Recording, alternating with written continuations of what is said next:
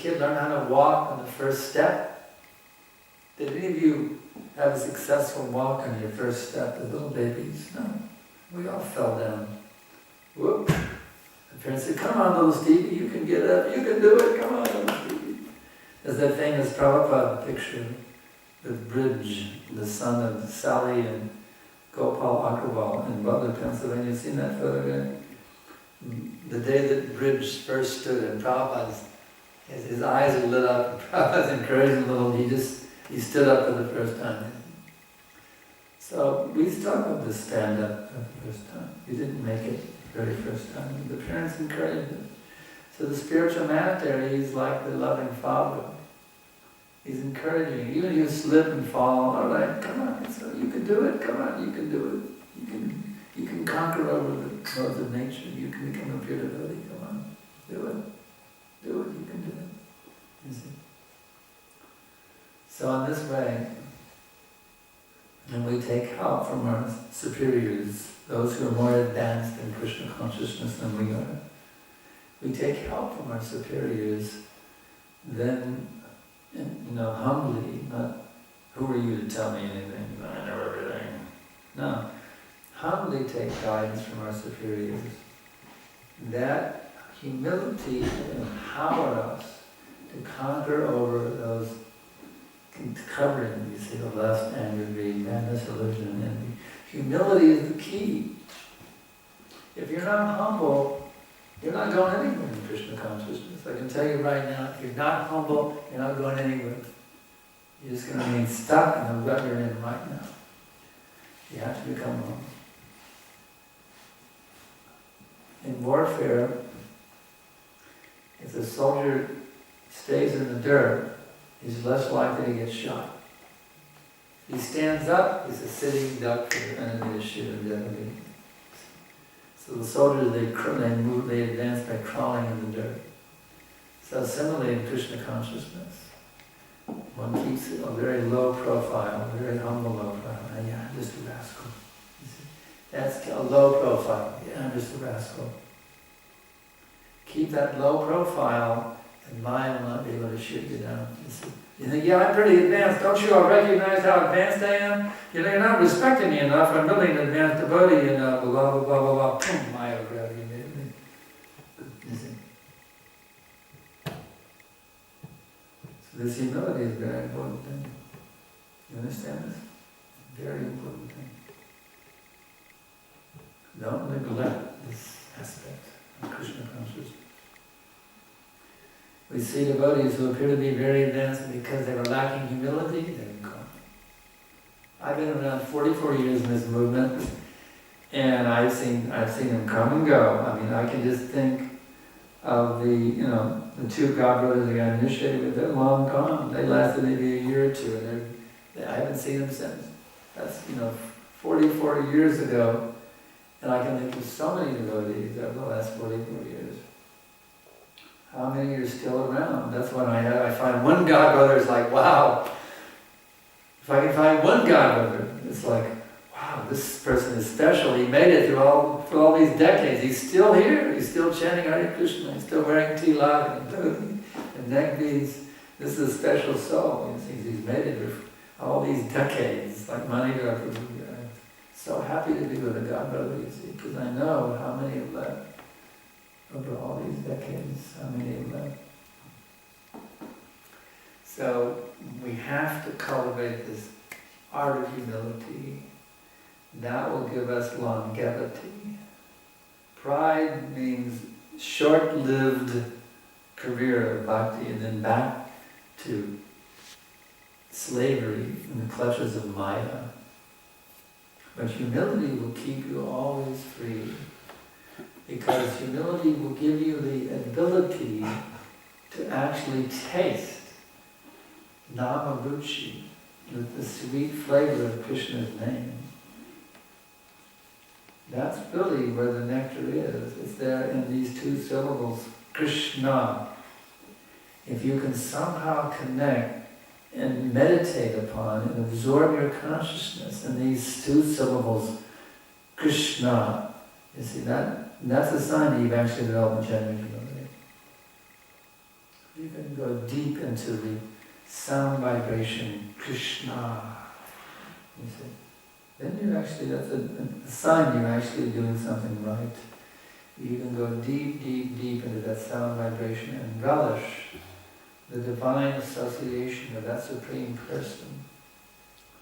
Venum kvanantamanavindalaya paksam varhavatam samasitam buddhasundarengam kandarpakoti kamaniya vishesha shobam govindamadi purusham tamaham bhajami. I worship Govinda, the primeval Lord, who is adept at playing on his flute, with blooming eyes like lotus petals, head decked with peacock feathers, with a figure of beauty tinged with the hue of blue clouds. He's fully manifested in these two syllables, Krishna.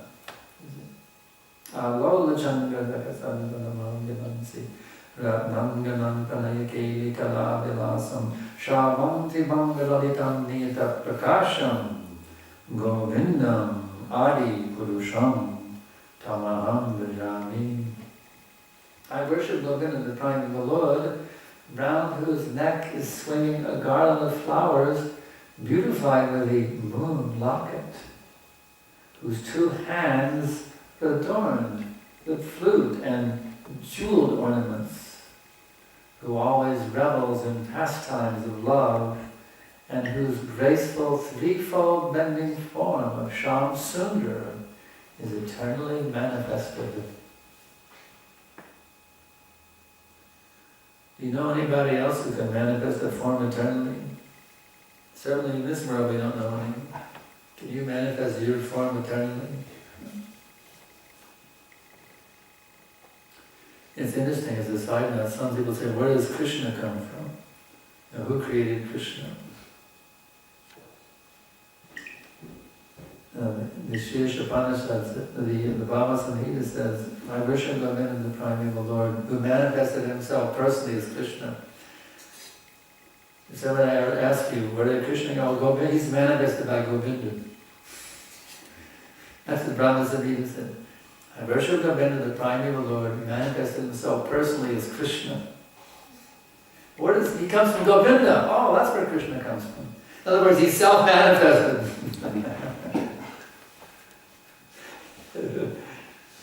Govinda manifests Krishna. Krishna manifests Govinda. Either way, get either way. So Krishna is the original thing, isn't it? Some people say, well, how you can prove that God is the origin of everything? Somebody asked me the other day in the email. What is your proof that God's the origin?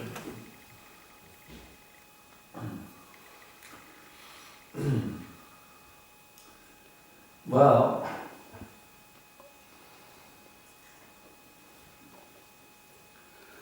we don't see that anything comes out of nothing, so there must be something there, right?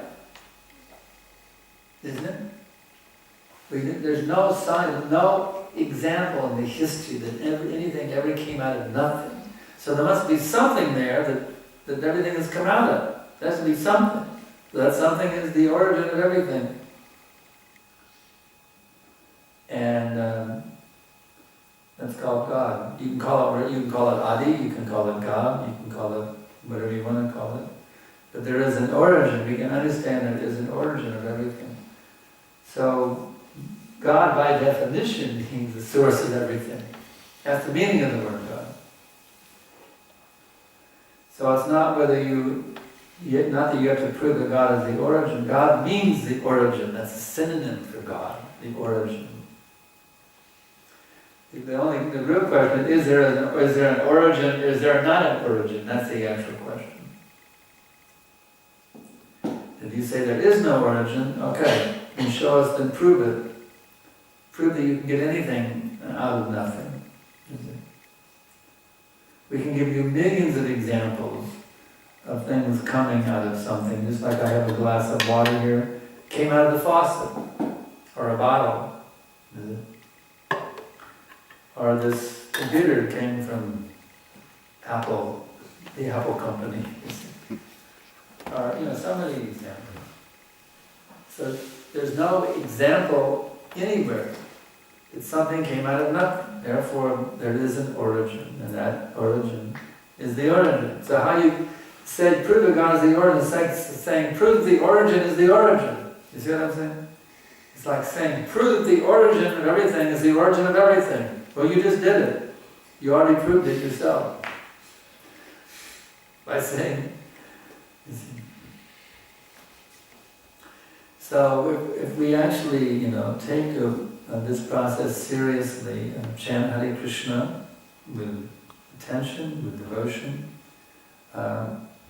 with dedication, with faith, under the order of the bona fide spiritual master, who we take shelter of, as our relief from the sufferings of material existence, then all these imports of Vedic knowledge, Yasya Deve Para Bhaktir Yatha Deve Tata Guru Tasyaiti Katita Yarta Prakashante Mahatmanaha, all of the imports of the Vedic knowledge will become revealed to us if simply by having unflinching faith in the words of the spiritual master and in the words of the scriptures.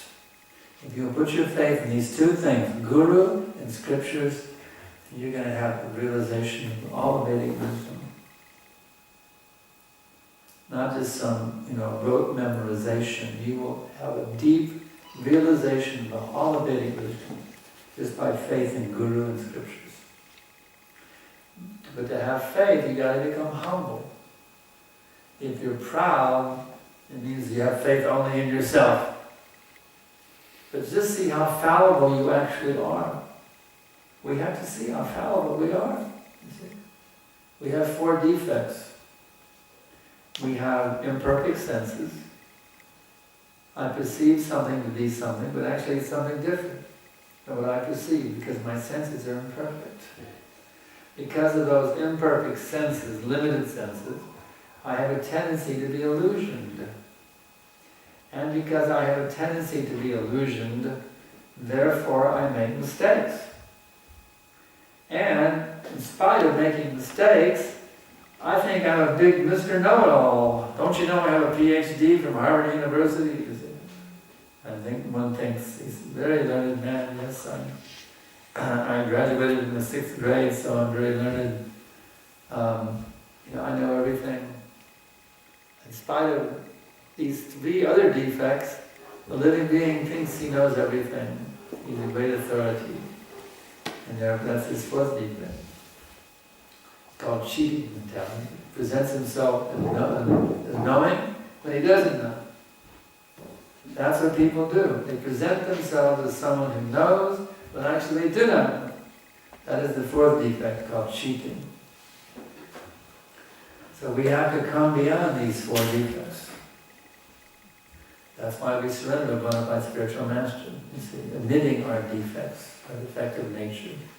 We surrender to a bona fide spiritual master and beg him to accept us as students, beg him to enlighten us in the science of Krishna consciousness, so we can come out of the illusion, the confusion, the delusion and confusion, you see, and come to actual sanity. So this is the sublime science of Krishna consciousness. I can ask now if there's some questions from the locals or from the internet. Yes. I would like to ask about this demon mentality. About what? Demon's mentality. Demonic mentality. Demon, yeah. Because we have, for example, like Shishupal, when he didn't get Rukmini as a wife, then there... Example of who? Shishupal. Shishupal. He didn't get the Rukmini as the wife. The Rajasuya Yajna? No. When he didn't get the Rukmini as a wife. And then Jarasandha was trying to explain him. And he said, according to the law of the Supreme, it's happening sometime. They are defeating us, we are defeating them and that. So they are accepting the Supreme, but when they are meeting Supreme face to face, they cannot accept. So that's my point. Can you elaborate about that? What is he saying? They are accepting. You're saying they were following some Vedic principles? They are accepting the Supreme, but when they are meeting the Supreme, they cannot accept. They have some acceptance of the Vedic principles, but when it comes down to the bottom line, then... No, I mean, they accept... He's saying that they were accepting the Supreme as the Vedic knowledge, they were accepting as knowledge, but not when the Supreme Personality of Godhead is present there, they cannot accept him. Yeah, it's called devil cites, Shakespeare said, devil cites scripture. So that's actually what we see in modern day religions. Just like in the name of this religion or that religion, they want to kill and murder, you see. They say they're doing it for God.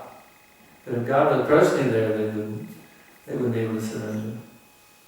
In the name of God, we're going forward to conquer this country.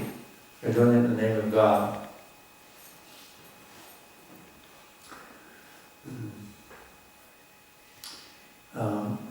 But if God is actually there, they will not be able to surrender to Him. It's the same thing.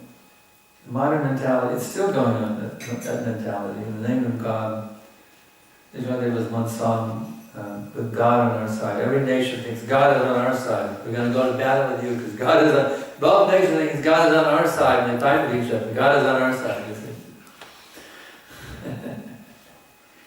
So if God is actually there, they wouldn't be able to surrender.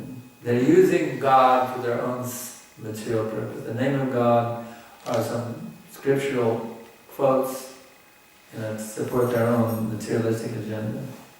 And they're using God for their own material purpose. They're not surrendering to God. That's a demonic mentality. Even they talk about God, but still they're demons. It's like these Muslim terrorists. They talk about, we're doing this for Allah. They bow, they pray, and they go out and do all kinds of heinous, sinful activities. Murdering children, raping women. And they bow down to Allah. So, and similar atrocities have been done by not only the Muslims, but other Christians in the past have done things too. So it's not only not picking on one group. Such tendencies are there in the material world. People use religion for their own nefarious purposes. They don't understand what it really means to become religious. Other questions? Yes?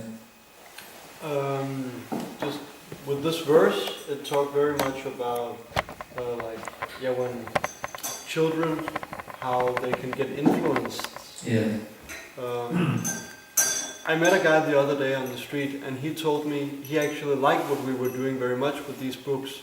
So he said, you should go to the elementary schools and distribute these books, because the people at the university, they're already too screwed up. They think they know it all. Yeah.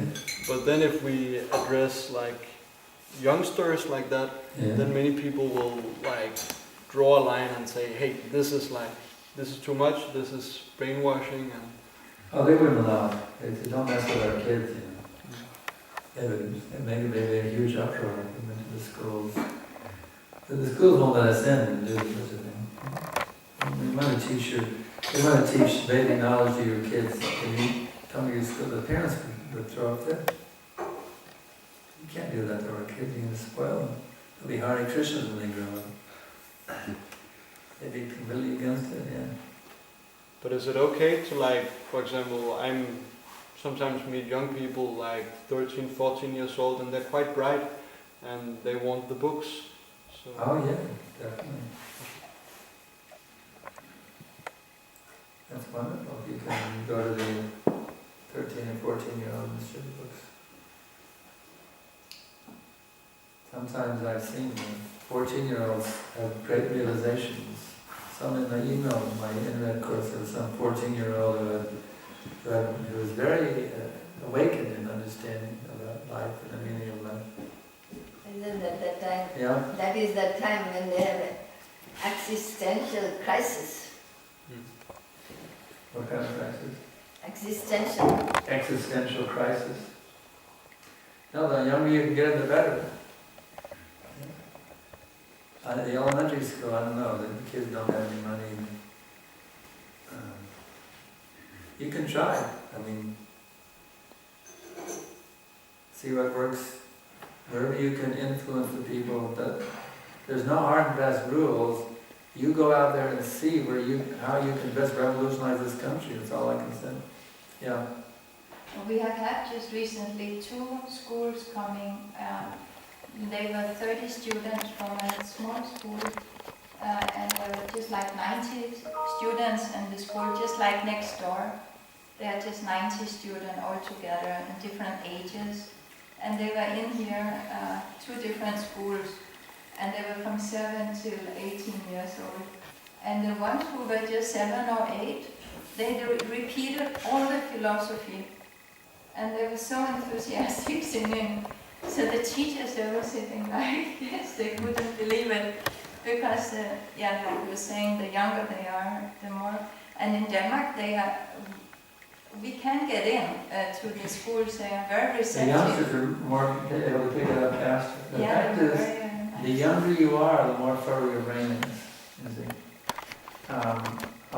This, for example, is if we try to learn, I'd like to be able to speak 3 languages. It'd be very difficult for me to learn 2 other languages besides English. But you put a kid, a small child, in a place with 3 different languages being spoken, without even cracking 1 book, he can become fluent in all 3 languages. A small child has a brain that can learn like anything. Our brains, it's more difficult for us to learn. The old saying is, you can't teach an old dog new tricks. So we're old dogs. But that's why, young youth is the time for education. The younger you are, the younger you start off, the better you're going to be. So the best thing is to train them from the very babyhood in Krishna consciousness. Or if you can't get them then, earlier you can get them, the better. Is it better? Earlier you can get them, the better.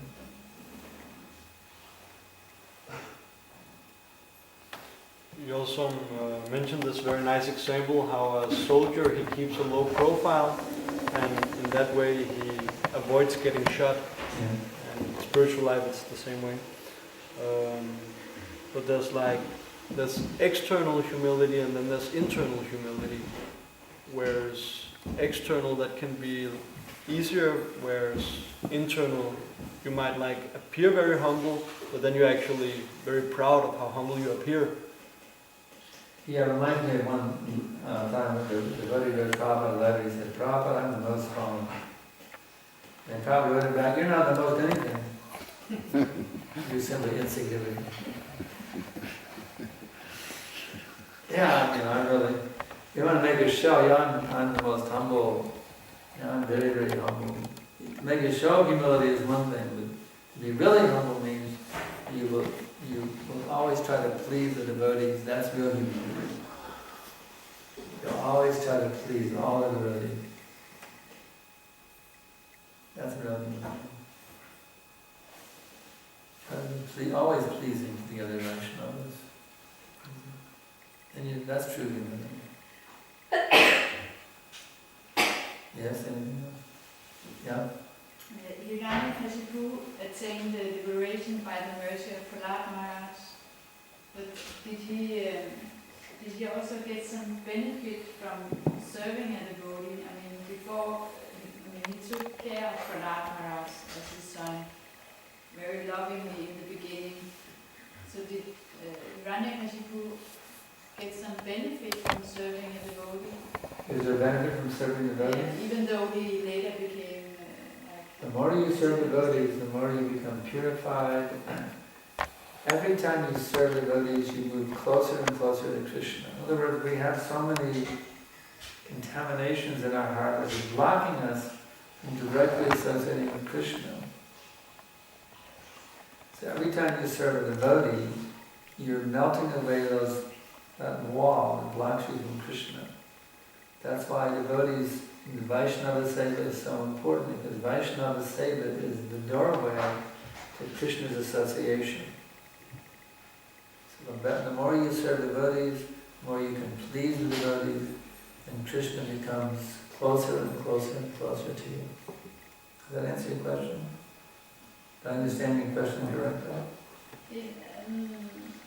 No, she asked what kind of benefit Hiranyakashipu get taking care about Prahlad Maharaj. What kind of Benefit Hiranyakashipu get? Hiranyakashipu, he was serving Prahlad Maharaj before he started like citing scriptures and stuff like that. So what kind of benefit did Hiranyakashipu get? Well, his service was, he was training him to be a demon. So his whole intention was training Prahlad to be a demon.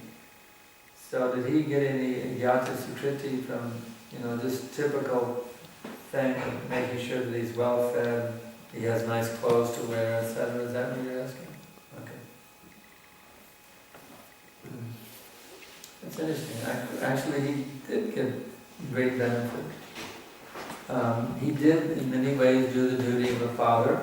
Even demons take good care of their kids, materially. So he did establish his relationship as being the father, and Prahlad was certainly his son, and Prahlad did have affection for him as his father, and therefore Prahlad prayed for his deliverance. So the benefit, he got the mercy of Prahlad.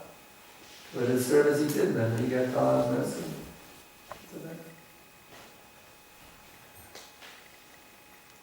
Anything else?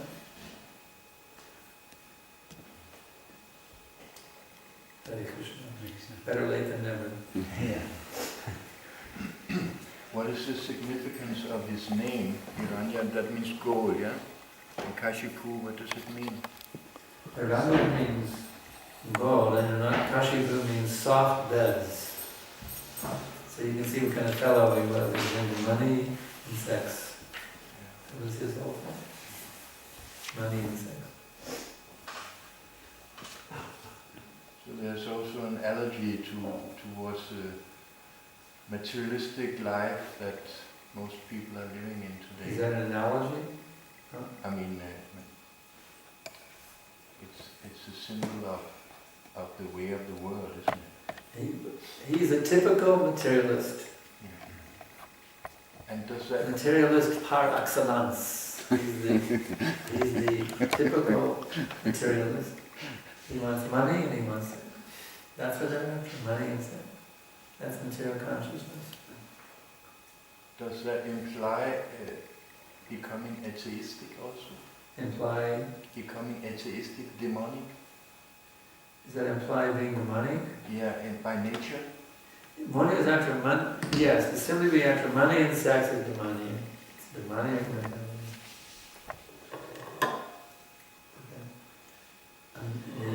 The divine mentality is I want to be pleasing to God. I want to see everything as the property of God. I want to use everything in the service of God. That is divine mentality. Divine mentality is from God. I am supreme. Everything's for my pleasure. Give me money, give me sex. You see, that's demonic. So the whole world is a demonic mentality. In fact, all demons, the whole planet, the whole thing is demonic. It's a pitiable condition of the human society. But it becomes so degraded. Actually, no genuine bhakti is can be found anywhere. That's how much we're fortunate to have met Srila Prabhupada. Here is a person who exemplified pure devotion in every thought, in every word, in every deed, in every situation. He simply manifested pure devotion. So Prabhupada's coming to this world was the greatest boon upon the entire human society. So our difficulty when we try to preach to people is that we meet these demonic natures all the time, and it seems that it's impossible to preach to them. Well, you know what? If you just conquer your own demonic nature, it's a piece of cake.